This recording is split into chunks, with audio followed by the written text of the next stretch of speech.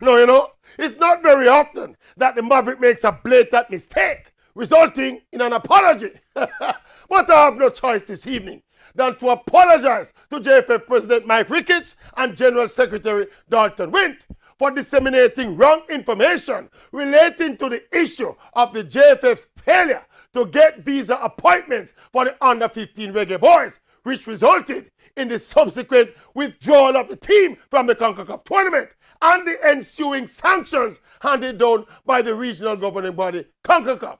Sometime last week, based on our investigations, we reported that the JFF would have to pay a possible fine of $20,000 or just over 2.5 million Jamaican dollars for this inexplicable piece of incompetence.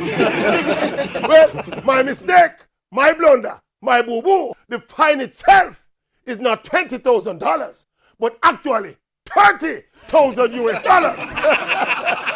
That is not $2.5 million, but over 4 million Jamaican dollars. So me short-change Mr. Ricketts. It was actually worse than we reported. So we apologize for the fake good news, Mr. Ricketts. My fault. My fault, Mr. Ricketts. My fault. I apologize. Tell Mr. Winston I apologize. All right? Everything good, sir? So we can live good now? Thank you very much. Thank you.